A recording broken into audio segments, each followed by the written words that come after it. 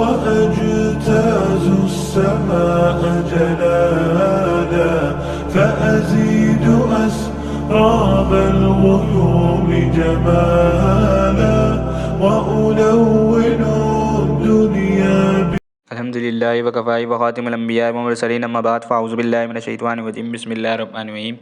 آدھو بھائیوں اور بہنوں کیسے ہیں آپ لوگ؟ میرا نام ہے حسیب علی اور آپ دیکھ رہے ہیں میرا یوٹیوب چینل حسیب علی ٹی وی اور میرا فیس بک پیج HKA. مجھے امید ہے آپ جہاں بھی ہوں گے خیریت سے ہوں گے اور خوشباش ہوں گے. میں بھی جہاں بھی ہوں خیریت سے ہوں اور خوشباش ہوں. تو تمام دیکھنے اور سننے والے سامعین و ناظرین کو السلام علیکم ورحمۃ اللہ وبرکاتہ. تو آج کی ویڈیو کے اندر ہم بات کریں گے سوات کے اندر جو حادثہ ہوا اس کے حوالے سے اور تھوڑی بہت گفتگو کریں گے بارش کے حوالے سے. تو سب سے پہلے ہم یہ جانتے ہیں کہ سوات کے اندر جو حادثہ ہوا اس میں غلطیاں کس کس کی تھیں. اس میں سب سے پہلی غلطی تو ان لوگوں کی تھی جو اتنی خطرناک صورتحال کے اندر جو ہے پانی کی طرف گئے. سب سے پہلی غلطی جو ہے ان کی تھی.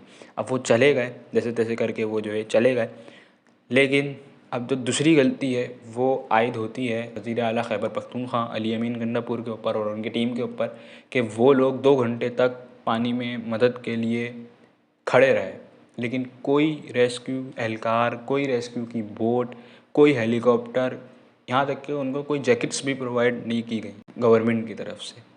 اور سننے میں تو یہ بھی آ رہا ہے کہ وہاں پہ دفعہ 144 نافذ تھی, لیکن سب سے بڑا سوال تو ان لوگوں پہ عائد ہوتا ہے وہ جہاں پہ جو لوگ سیکیورٹی کر رہے تھے ادھر, جو لوگوں کو پانی کی طرف جانے سے روک رہے تھے, پانی کے قریب جانے سے روک رہے تھے, تو انہوں نے کیا ان کو نہیں روکا اور چلے وہ چھپ چھپا کے آ بھی گئے.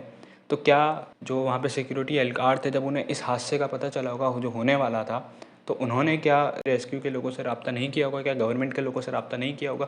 جو عوام وہاں موجود تھی انہوں نے کیا ریسکیو کے لوگوں سے رابطہ نہیں کیا ہوگا؟ گورنمنٹ سے رابطہ نہیں کیا ہوگا انہوں نے کیا؟ لیکن 2 گھنٹے تک وہ زندہ لاش بن کے پانی کے بیچ میں کھڑے رہے, لیکن کوئی جو ہے ان کی مدد کے لیے نہیں آیا, کوئی ان کو ریسکیو کرنے کے لیے نہیں آیا. اور اس کے بعد جو غلطی عائد ہوتی ہے تیسرے نمبر پر وہ وزیر اعظم پاکستان شہباز شریف کے اوپر عائد ہوتی ہے, کیونکہ خیبر پختونخوا کا جو علاقہ ہے وہ بھی پاکستان کے اندر آتا ہے. تو یہ غلطی وزیر اعظم شہباز شریف کے اوپر بھی عائد ہوتی ہے کہ جب ہمارا وزیر اعلیٰ خیبر پختونخوا علی امین گنڈاپور اور ان کی ٹیم بے حس بن گئی تھی تو وزیر اعظم کو چاہیے تھا کہ وہ کچھ کرتے, کیونکہ خیبر پختونخوا بھی پاکستان کا علاقہ ہے. اور ہمیں دین اسلام کیا سکھاتا ہے؟ ہم اگر حضرت عمر رضی اللہ تعالیٰ عنہ کے دور خلافت پہ نظر ڈالیں تو حضرت عمر رضی اللہ تعالیٰ عنہ وہ ہیں جو 22 لاکھ مربع میل کے اوپر حکومت کرتے تھے, لیکن راتوں کو اپنا فیس چھپا کر جو ہے وہ اپنے علاقوں کے اندر گشت کیا کرتے تھے اور لوگوں کے حالات سے باخبر رہنے کی کوشش کرتے تھے. حضرت عمر رضی اللہ تعالیٰ عنہ وہ ہیں جو کہتے ہیں کہ اگر دریا فرات کے کنارے پہ کوئی کتا بھی مر گیا تو وہ بھی میری ذمہ داری ہوگی. تو ہم پھر کس طرف جا رہے ہیں؟ نہ جو ہے وزیر اعلیٰ خیبر پختونخوا امداد کے لیے ریسکیو کے لوگوں کو بھیجتے ہیں اور نہ جو ہے وہ وزیر اعظم صاحب کچھ کرتے ہیں. اگر امداد ان کی جاتی بر وقت تو ہو سکتا تھا کافی لوگ بچ جاتے, لیکن ایک خبر یہ بھی ہے کہ وہاں پہ ایک صاحب تھے جنہوں نے جو ہے 2-3 لوگوں کو جو ہے وہاں پہ ریسکیو کیا, اپنی جان پر کھیل کر جو ہے ان کو بچایا. اتنے تیز پانی کے بہاؤ کے ہوتے ہوئے انہوں نے جو ہے مدد کی, لیکن کوئی گورنمنٹ کا بندہ وزیر اعظم سے لے کر وزیر اعلیٰ خیبر پختونخوا تک کوئی بھی ان کی مدد کو نہیں آیا. یہ ہمارے اوپر ایک سوالیہ نشان ہے, یہ PTI کے وزیر اعلیٰ کے اوپر ایک سوالیہ نشان ہے کہ ہم نے کیوں مدد نہیں کی. اور اس کے حوالے سے وزیر اعظم سے بھی سوال ہوگا کل قیامت کے روز اور وزیر اعلیٰ سے بھی سوال ہوگا کل قیامت کے روز. اور ہم چاہیے کہ ہم ابھی بھی ان سے یہ سوال کریں کہ ایسا کیوں ہوا. وزیر اعظم سے بھی یہ سوال ہونا چاہیے اور وزیر اعلیٰ سے بھی یہ سوال ہونا چاہیے کہ آپ کے دور حکومت میں ایسا کیوں ہوا, کیوں لوگوں کی امداد کیوں نہیں کی گئی, کیوں ان کی مدد نہیں کی گئی. یہ بے حسی ہے سراسر گورنمنٹ کے لوگوں کی. بس اللہ سے یہی دعا ہے کہ اللہ تعالیٰ ہم سب کو متحد فرمائے. جب تک ہم متحد نہیں ہوں گے تب تک ہم اسی طریقے سے جو ہے ظلم کی بھیٹ چڑھتے رہیں گے, اور ہو سکتا ہے کل کو اللہ نہ کرے ہم میں سے کوئی جو ہے اس طریقے کے حادثوں کا شکار ہو جائے.